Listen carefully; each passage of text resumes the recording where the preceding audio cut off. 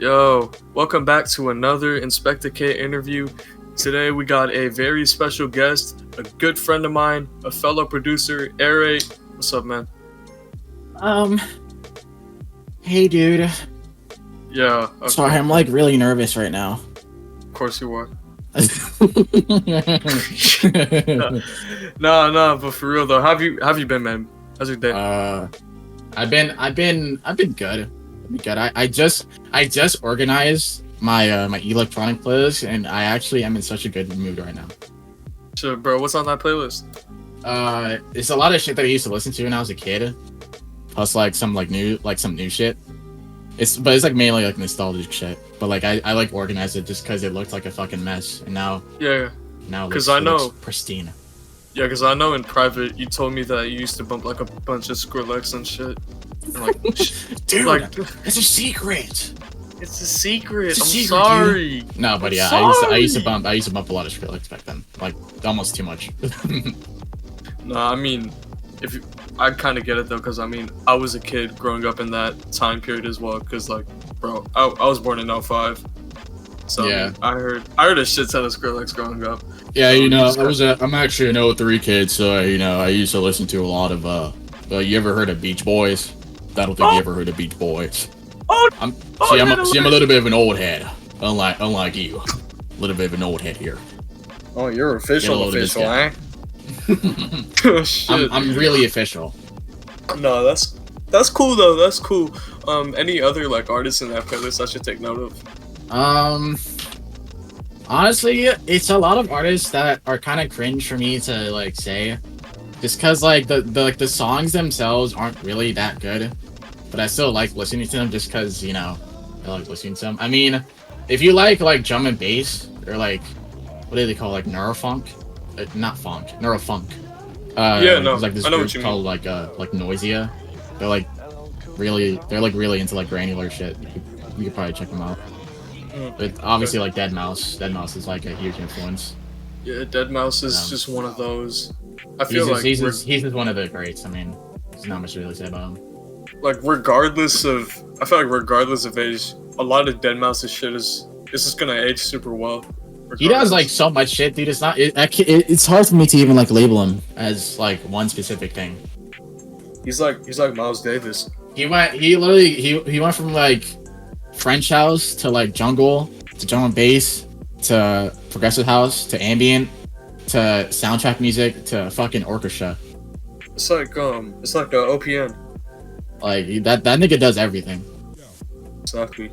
So yeah, props to him. But yeah, I mean, other than like those three, I mean, most of the artists that like I would recommend are just artists that I've listened to when I was a kid, and they're not really that good now. So yeah. Speaking of like you as a kid and like childhood, I just want to know, who are you? Like where you from and shit. who am I? Yeah, who are you? That's a tough question. Wait a minute. Who are you? No, but my name is Aerate Loops. You can call me Roy. Roy isn't my real name, by the way, guys. In case you guys didn't know, it's not my real name. I've had it as a surname since like 2016, I think. So, ladies and gentlemen, you heard it here first. Roy is not his real name. I feel like that's like that probably isn't a known fact, but it's like known in like the community at least that it's not my real name. Yeah, I get that. But yeah, other than that, yeah. I don't know. I mean, I listened to a lot of hip hop when I was a kid. I mean, my mom always put on like Mobb Deep and like Biggie, like the kings of 90s shit. Yeah, of course. But I think like through that, like it kind of like set me down like a pipeline to like your usual beat makers like Philo, the DiBiase, like Sam I Am, those people. Then right, yeah, just like I've been loving beats ever since. Yeah, and going back to like, because you said like not typical beat makers and shit like that, because I know you have like a bunch of electronic influence. Like for instance, earlier in this interview we were talking about like Skrillex and shit, and how you used to bump him a lot as a kid. I just want to know, like, how did you find out about these guys, and like how did their approach to music sort of influence your own approach later on? I know that like SoundCloud used to have like groups back then, I think it was like 2013 or something. I used to like be in those groups, and like I used to like check out like if like Skrillex uploaded anything new, and like I would just like check to see if like any like new Skrillex track came out, and like anytime like Skrillex came out with like a new track, I was on there like immediately. Like I was immediately listening to it.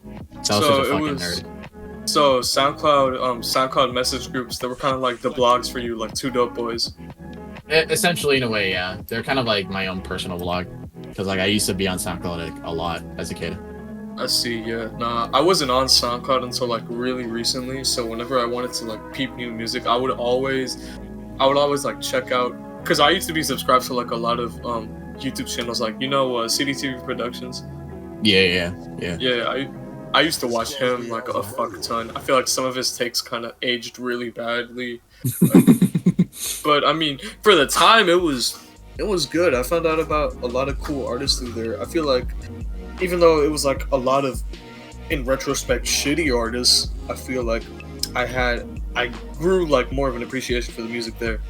Yeah, I like my kind of road down to beats is like a little different than most people. I hate saying it like that because it makes me sound like I'm acting cool, but really I just because like the way that it happened was like I discovered Dead Mouse, and then I was hooked on Dead Mouse. I mean, I still am hooked on him, but I was especially hooked on him when I first found out about him. And then after that, I started listening because he had like a hip hop track out with Cypress Hill, and I listened to that track, and that track was like fire as hell.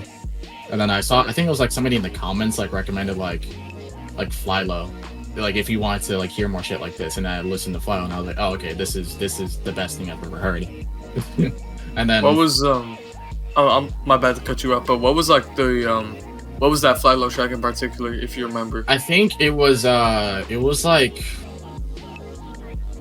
it's like I think said my tongue. I think it was like a track off like Cosmogramma, I think. Oh, okay, yeah, that's a really crazy starting point. Not gonna lie, because I thought it would have been like something from Los Angeles. No. It was definitely something from like Cosmogramma. I think it was like that Thundercat track. It was like I think or something. Yeah, that one is good. But yeah, back to what you were saying about discovering Fly Low. No, but yeah, I then discovered Fly Low, and I was like, oh okay, this is awesome. And then I heard of Sam I Am because somebody like also mentioned him in the comments. And I started listening to him. Fly and Sam.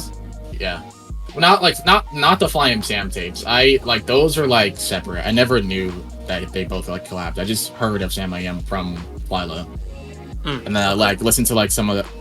It's funny. Like I actually like knew about Sam I Am before I even found out about him. I just didn't know because of like a shitpost video that I used to watch a lot that had like one of Sam I Am's beats in it. And crazy. Like just now, or not just now, but like a couple years ago, I figured out that was like a beat from him.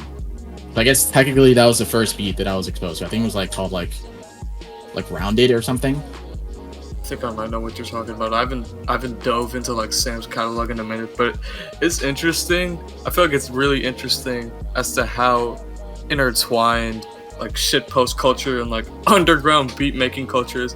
Like, bro, I'm telling you, bro. If Corpse is in here, he knows exactly who I'm talking about. This nigga named Bozoic, bro. He literally like gave me most of my music taste. I can't even lie.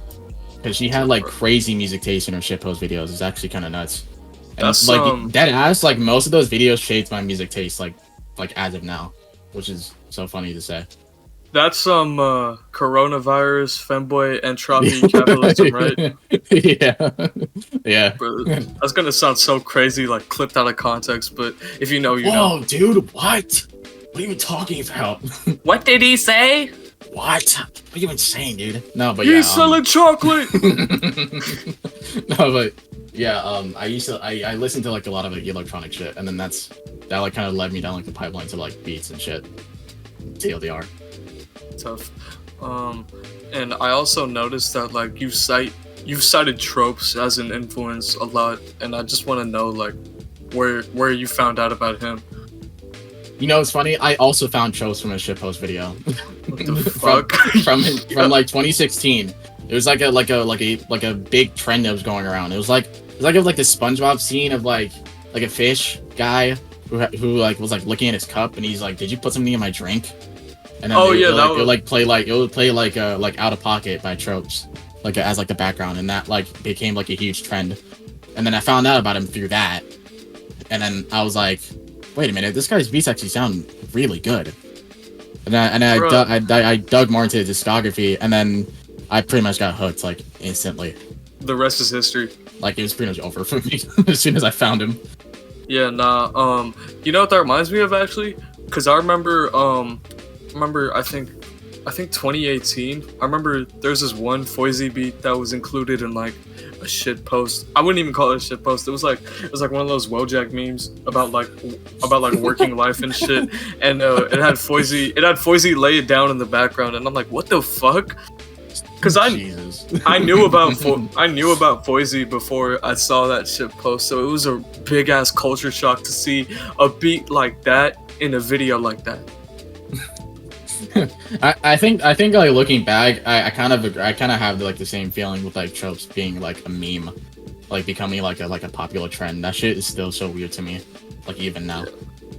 Yeah, bro. Nah, but like speaking of tropes and beats though, I just want to know, like, when did you get into like making beats actually? Like, what were your first beats like? So like I tell people that I started making music in 2016, but I didn't start making beats until 2018. Like during that 2-year gap, I was just making like shitty vaporwave on like virtual DJ. And then like in 2018 I legally acquired FL Studio. And then I no, I can't talk. I also bought that shit, man. I'll admit it right here. I also like was like fucking around at FL Studio, and then I like accidentally like figured out a 3D compressor, and then that like just like totally changed the game.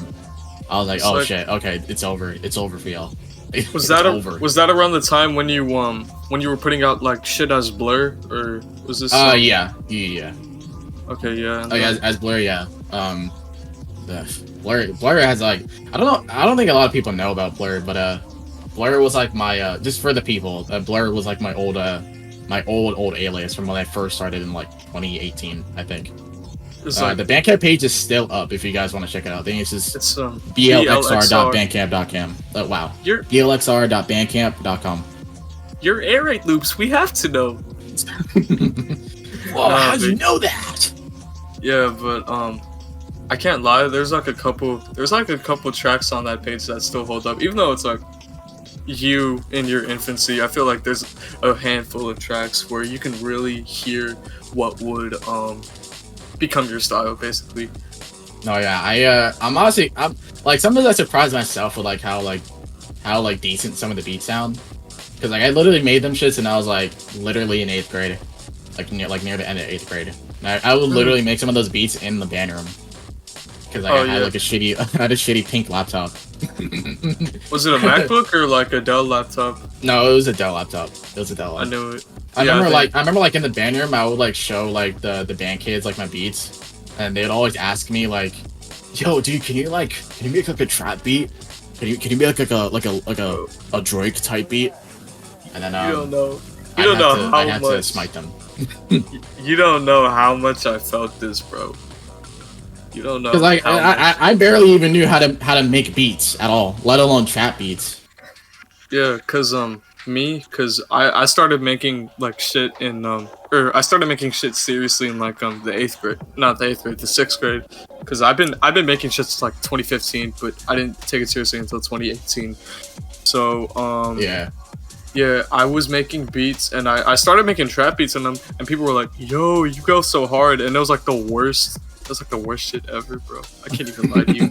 And then they'd be like, "Yo, there's like this one fucking Romanian conservative kid. He was like, oh, yo, can you make a song? Can you make a beat for me?" And I'm like, "Yes, sir." And I never sent him anything. No, I remember I got this email from like a kid in my freshman year who was like, "Yo, bro, I need you to send me a beat like right now." And then I sent him a beat, and then he like literally never used it, but like he still talked to me. like he still wanted me to send him beats even though he never used it. So then I blocked him and then I ignored him for the rest of the year. Bro, nah, this one kid, I I met him back in middle school, and he was like annoying as shit. He is what's it called, bro? He wanted to like sing over my beats. He actually put out a couple songs with my beats back in like 2018, 2019. They're like all deleted now, but he paid me like $20, so it was okay. I got bread at the end of the day. That's a deal. For like one beat, and then he never paid me ever again. But Damn. it's whatever. This ain't about me. This is about you. Oh god. Nah, but yeah. So when did you I don't know how to like say this without sounding corny, but when did you get into like shit like Obliv? Like, I'm not gonna say the word, but you could already. You know what I'm trying to apply. Oh, trap music. No, yeah, I really love. No, I was kidding. No, but I think I found out about Obliv. I don't know if like I mean I feel like this is like how people usually found out about Obliv, but I found out about him through God's Connect. Yeah, that's because they had the like one beat up like a real roar, I think. Oh yeah, that was off of Up. Yeah, that and was then I like dug into his discography, and then like the very first beats that I heard like not from God's Connect were like off the Southern Blends tape. Bro, I still bump that tape to this day. I think that's like one of the greatest blend tapes ever made. Nah, facts. I wouldn't even call it a blend tape because there's like a bunch of there's some that are just beats, but like for like some of them they are just blends. But I mean I just call it a beat tape, but it is like one of the best. Like I agree. Ever. I agree. And then like I listened to that split tape that he did with Dill Withers, Dill Blivers. Shout out to Dill Withers, and shout out to Dirty Tapes, and shout out to Uplift. Put that out there. Yeah, like that tape, I still bump that tape to this day. That tape is like one of my favorites, if not my favorite, the split tape. I agree. I was bumping Float off that tape not too long ago. That's one of my favorite beats ever. I think my favorite beat off there, like still to this day, is Sky Cavern. That beat is so good. I see. And going back to like the realm of beats and like dirty soul hop, I guess. When did you like, I guess, start making music in that vein, or what inspired you? So like when I like first heard of like Tropes in like 2016, and then I heard of Knowledge after that, and then I was like, dude, these beats are like, I was like, dude, these beats are really sick. Like I want to be able to make shit like this, but like it took me like a while to actually like get good at that, because like then 2 years later, then I actually like was able to make shit like that. And then I think it was like in 2019 where like Pablo like saw one of my beats, and he like DM'd me saying that the beat one of the beats that I had up on SoundCloud was like pretty good.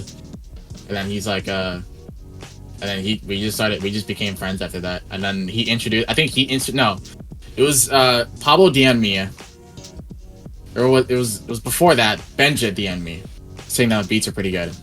And then we became friends, and I think he introduced me to Pablo. But Pablo then like DM'd me saying that my beat was also pretty good. And then I think I don't know which one it was. I think it was Benja. Benja then introduced. No, it was Pablo. I'll on them, but one of them introduced me to Eli, and then we all became like good friends, and then we had like a group chat where we were just talking there for a while, and then we made beats together. Yeah, for those of you who don't know, Pablo is like a Malparida, and Eli is a Gradiol. Yeah, and Benja is Netigen, aka I sleep under my desk, I'm homeless, aka Access Granted, aka LG Screen, aka Yoda Raw. Gaming, aka Raw, aka a lot of other names. Yeah, I became friends with like those guys, and then they really helped me like hone in my sound. Pablo especially, he like gave me like a lot of tips on how to like mix, and yeah, I could hear, I could definitely hear some of the influence with that, because I feel like Pablo's mix was really heavy for its time, and I feel like that sort of translated over to everybody else. Yeah, he helped me mix my shit, because my shit was like really dry, and then like he like helped me like make it like more fat, and then I got inspired by Benji and Eli, because like their beats were like we're kind of the same. Like Eli was kind of like Eli's already making like really good beats like before I even like joined the scene. So like he like also like kind of inspired me to like go more that route, and then it's kind of just history from there. Hell yeah. And that obviously segues into like groups and shit, because there was like a bunch of subgroups in there. There was composers, but like the one group that I want to talk about is Spiraling Mantis. How'd you meet? Because it was you, Benja, and Ego Seed. I want to know how you met Yeah. Ego Seed. I think we like knew of Ego Seed like Benja like knew about Ego Seed, and I think I think Benja like DM'd Ego Seed or something. I honestly don't fully remember. All I remember is that like we eventually like became good friends, and then we also started the group chat, and then we were like, what if we just like made a tape together? Like, wouldn't that be cool? And they were like, oh dude, yes. So then we made like a triple split tape, and yeah, Spiraling Mantis was born. Hell yeah. I don't know if it'll come back. Maybe. I mean, If it does, I feel like that would be really cool, considering like the like different, like the differences in all of your sounds now, especially Ego Seed. I feel like Ego Seed had the Ego Seed is sound on like a shit. whole different wave right now. But like, I I would like to work with him again. It would be nice. Yeah, yeah. Whenever he like goes back to like the beat shit though, it's always really good. So I'm just interested in No, yeah, he's lit AF. facts, my guy. Up top. Oh, but yeah, Nailed it. Yeah, yeah, they're cool. I would like to work with them again if possible. Fuck yeah. And any other collaborations around that time that I should like take note of? I had a collaboration track with SkyMat at one point, but we never put it out because he deleted his account afterwards. How many accounts has he had? I don't even know, probably 3 or 4, something like that. Yeah, because he recently made the account like a few months ago, and he's been posting on there ever since. It's probably gonna delete it again, so you guys might want to save it. Yeah. By the way, I just want to say real quick, like, join SkyMad's Telegram. This is not like a paid promotion. Just like join his Telegram. It's got a really cool bunch of really cool like beats and shit in there though. Oh yeah, I'm in his Telegram too. Fuck yeah. His Telegram is so lit, dude. It's so lit. It's lit AF. But yeah, no. But, that whole like Russian side of like the community is really interesting. Like Retrospecta, that's like another person. I feel like. I feel like you can like easily divide the eras of it's saying this word, soul hop. You can divide the eras of it by the years. Like you can tell like how different the scene used to be back then versus how it is now. Because it was more traditional then, and obviously there's a bunch of people that are like doing the traditional sound, but I feel like obviously we've had this conversation many times, but it's just like a bunch of people, I guess, sort of took it the wrong way. But yeah, that's another conversation for another day. Yeah, I mean, because like back then it was like much less popular than it is now. So like people like were like a lot more like traditional, but still like experimenting a little bit. Like you can definitely hear like influence, like the like subconscious influences from like Ethan Bart and like Kame, even like Honda Civic, like. Yeah. Like I mean, he honestly, I think he like influences the scene more than people realize. Yeah, I feel like he had like a really, I guess, radical approach, because he changed up his sound a lot too, because there was like the whole Centric era where he was just doing the craziest experimental shit. Like the I mainly think about like the split tape he did with Epson. Yeah. There was like a bunch of like. Oh, I think dude. my favorite. What's up? Sorry to cut you off, but like another beat maker that like really inspired me, was like Adiol. That dude's beats are fucking nuts, bro. I don't even know if they are beats. Yeah, I wouldn't call them beats at all. Like they're like songs. They're just like experimental songs at this point. Like he really inspired me to like experiment with my shit more too, because like his shit is like this totally like off the wall. Like it's like undefinable. This is gonna sound really corny, but I feel like the best way to describe Adiol's shit is soundscapes, because he has bro, he just chops his shit up so much, and he drenches that shit in delay, but it sounds like there's a method to it. Yeah, like I don't even know how he does his shit, bro. I've always asked. I remember like when I first found him out in like 2019, like I would always like DM him being like, "Yo, how the fuck do you do this, bro? Like, how the fuck do you do this?" And obviously he didn't see my messages because back then I was just a kid, like what, like 15 or something, 14. Right. I was just an annoying kid. But like I like to this day I still like think I still think he deserves more recognition. Like he's like super underrated. Yeah, I'm guilty of like not uploading his music on here at all. I feel like if I should definitely upload more of his shit. I feel like a lot of people would enjoy it if I did. He's so good. Somebody asked in the chat who Honda Civic is, so I'm gonna say Honda Civic is he goes by the name Honda Civic, or he went by the name Honda Civic. It was like HNDA CVC, but and then he switched his name to Centric, like with the dollar sign S, and then currently he goes under the name Tape Cop. Yeah, but he hasn't put anything out in years. And yo, if by any like chance you're listening to this, please come back, man. We miss you. That's what I'm saying. We need you, bro. I know. We need you, bro. The whole industry been in shambles. No, I'm playing. No, but yeah, he's like genuinely one of the most influential people in the scene, like, period. Yeah, I feel like, I wouldn't say like aesthetic wise, but just when it comes to like the whole radicalness of his sound, he definitely inspired a bunch. He inspired me personally, because when I was like trying to make, I guess, Dirty So Hot for the first time, that was one of the people I really tried to learn from. Oh yeah, but yeah, like cause one of my like debut albums, like 2003, it's like literally like trying to buy Honda like so hard. I can that whole tape is like inspired by him. Yeah, no.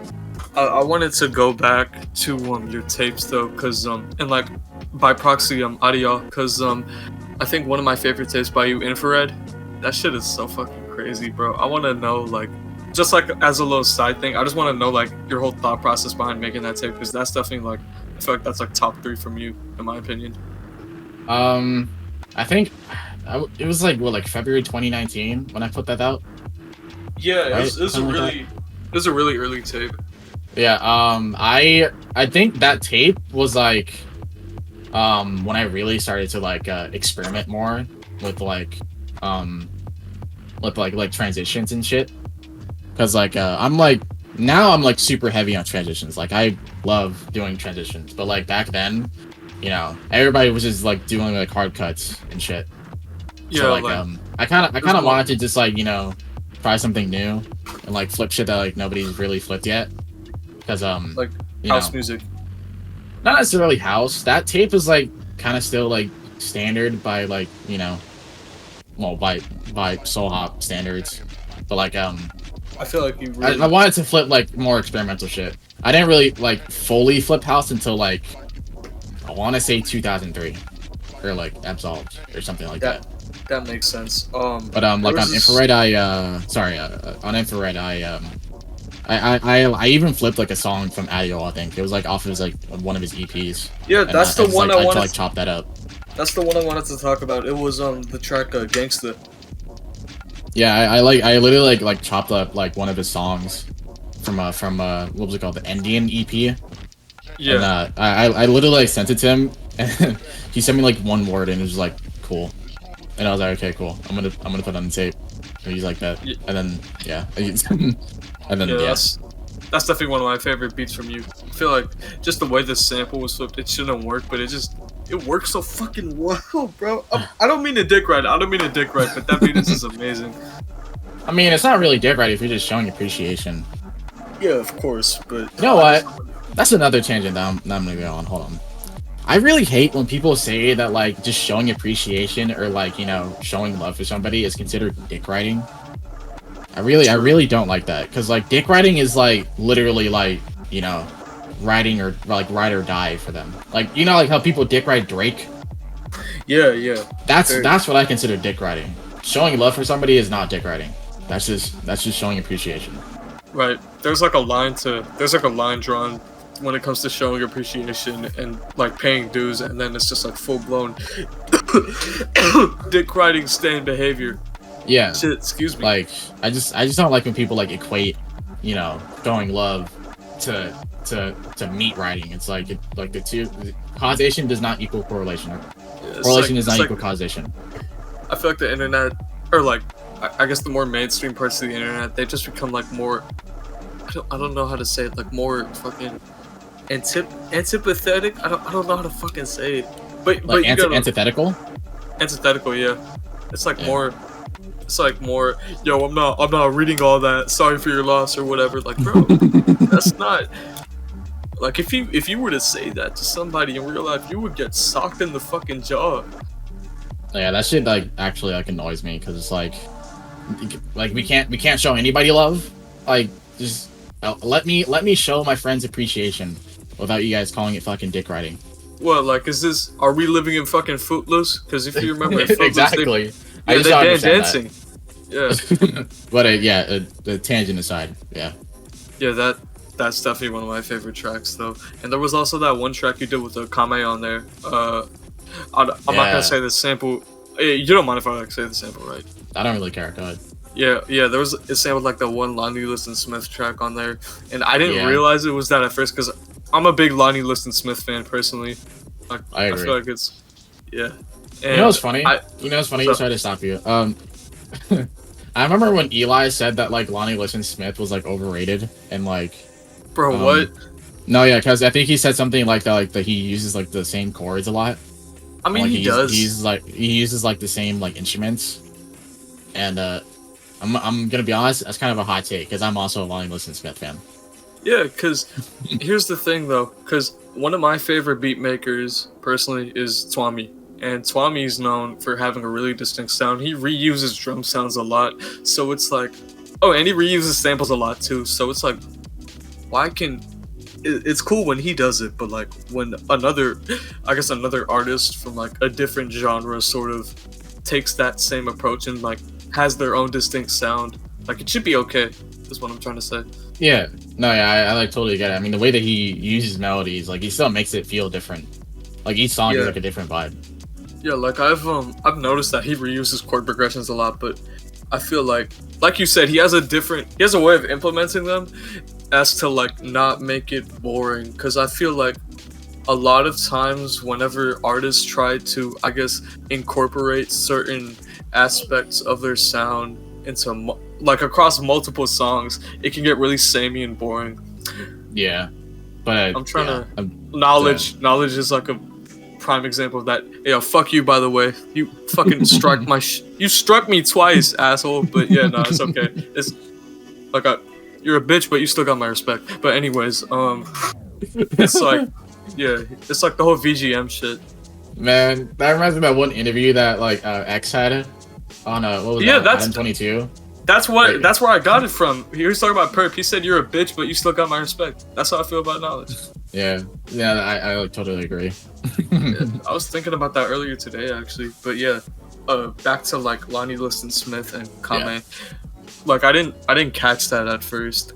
Because I think I like pitched it down like a bunch. Pitched it down a lot. I pitched it down like a lot, and then I just like flipped it that way.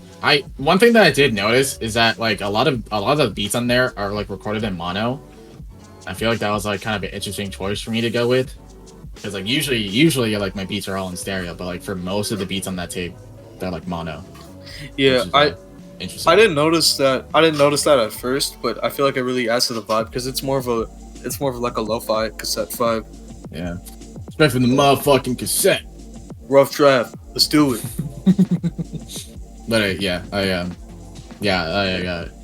remember like somebody who shall not be named said that tape was like pretty good, and I got very happy because I did put a lot of work into that tape. I will admit, I put a lot of work into that tape. I think I might have an inching idea of who it might be. I think you know. I'm not gonna say it, of course. But yeah, no.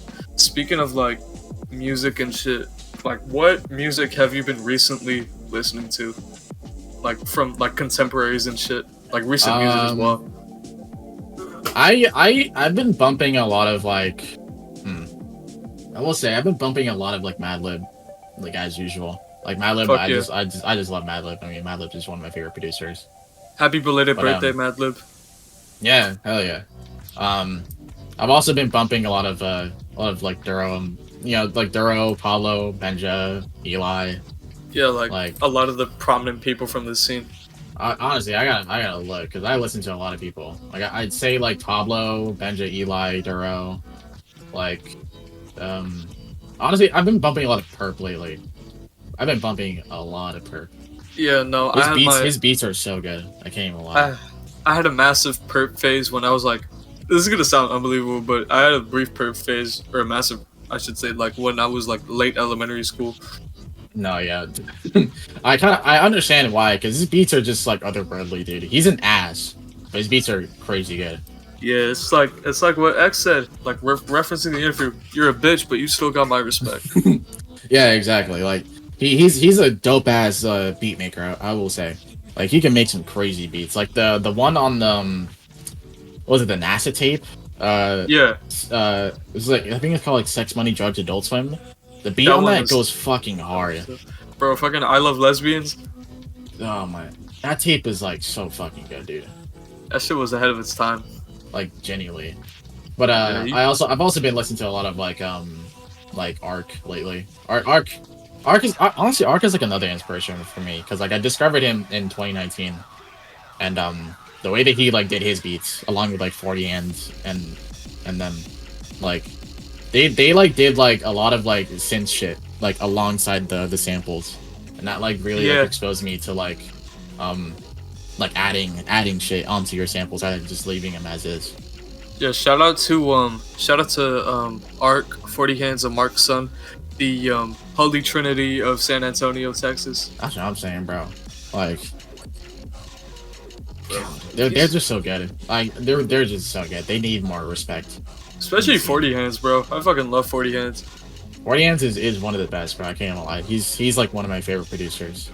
Like, Remember, I discovered him through your Bandcamp recommendation a while ago, and because I knew about Arc obviously, and I wanted to check more of his shit out, and then I kind of went back to your Bandcamp shit, and I see a tape by 40 Hands, and I saw that you said, he had like his own sound and shit, and then I listened to the tape, and I'm like, yeah, I have to agree, this shit smacks. He was honestly ahead of the curve, bro. Like, and you know what's funny? Eli recommended me 40 Hands. Like he literally recommended me like one of the tracks off that tape that I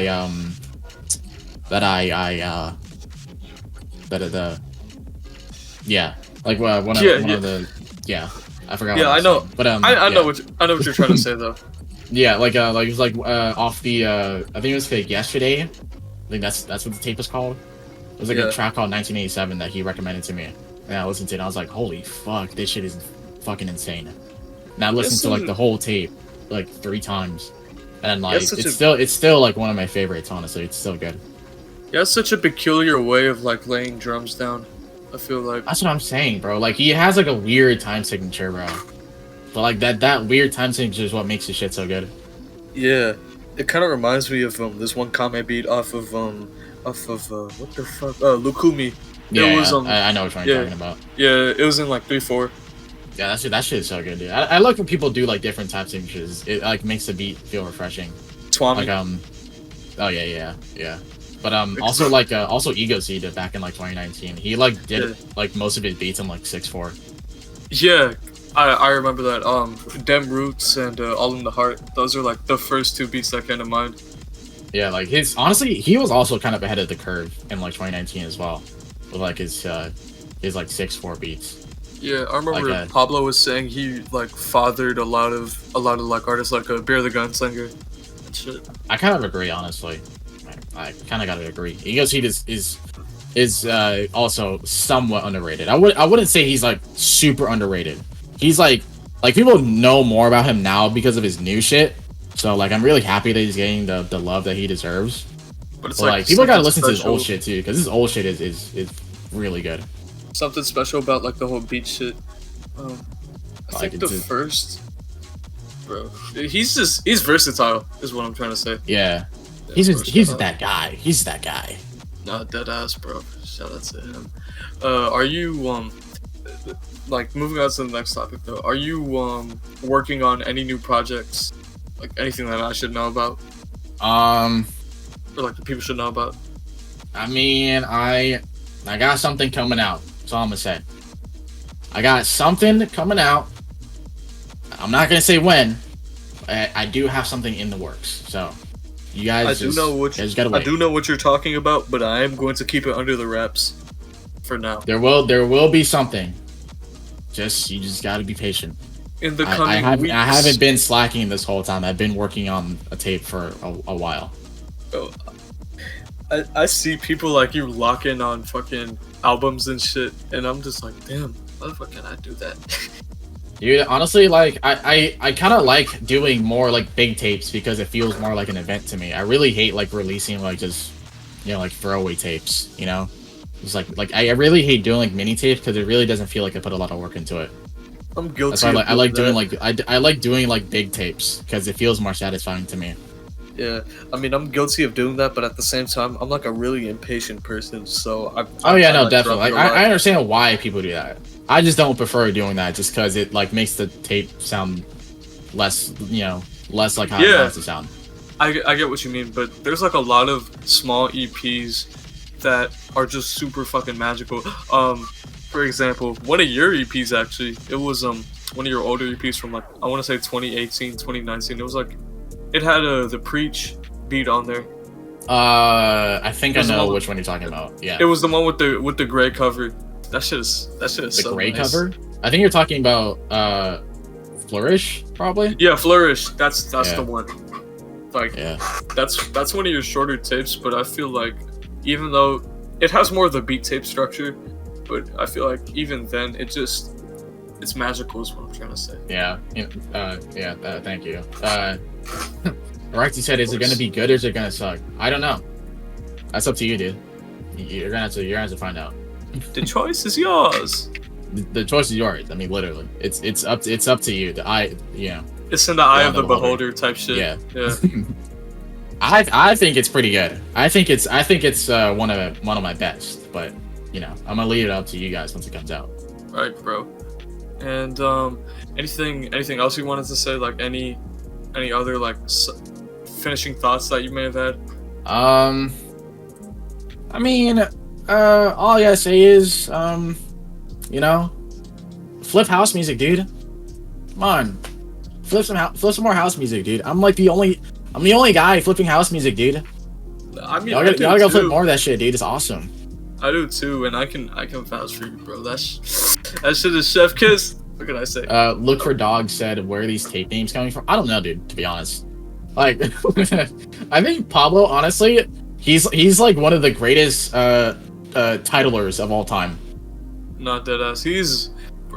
I feel like he just has a bunch of personality whenever he titles shit. I think like each tape of his has like a different personality attached. Like honestly, like the title names that he comes up with for his beats are like so like like out of the ordinary that like they're just like they instantly become like classics. They're outlandish. I remember but he had this at the same time, I also cannot remember the names. It's very hard for me to remember the names because they're either like very long or very like obscure.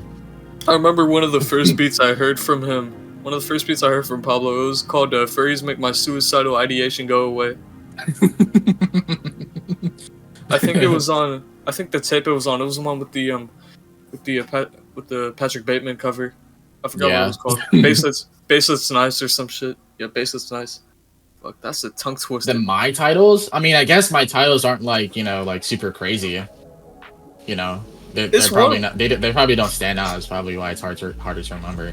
It's 1 to 2 words, but I feel like you have a certain like vocabulary that really works with your shit. I mean, I don't want to make them one. I mean, I like making them one word. Come on. No. That's what I'm trying to say. Oh wait, you were talking. Yeah, I was talking to Ricey because he's like typing in the chat, like a. I don't want to say it. I don't want to say it. Yeah, he's gonna get mad. He won't like me when I'm angry. You won't like me when I'm angry. No, but I like, am angry. I will say, on the next tape that I have coming up, the names are longer. Make it that what you will. They're not like Pablo coded, but they are long, and I think they're pretty good. My boy's gonna start dropping hymns sooner or later. And God said unto him, "Make these fire beats, son." And then that's when the shit drops. Nah, you're gonna commission like a random ass preacher from Fiverr and just tell him to read that shit. He's gonna do it anyways. Absolutely, I'm gonna do that. Yeah, you just gave me a great idea. Thank you. Of course, bro. Nah, does Big Man Tyrone still do Fivers? I don't know, honestly. I think he still does. Yeah, I wouldn't doubt it, cause I mean that's like I feel like he's one of the more like well-known people out of Fiverr. Yeah, I think he is. He probably still does it. Even if you don't know his name, you've seen his face at least once.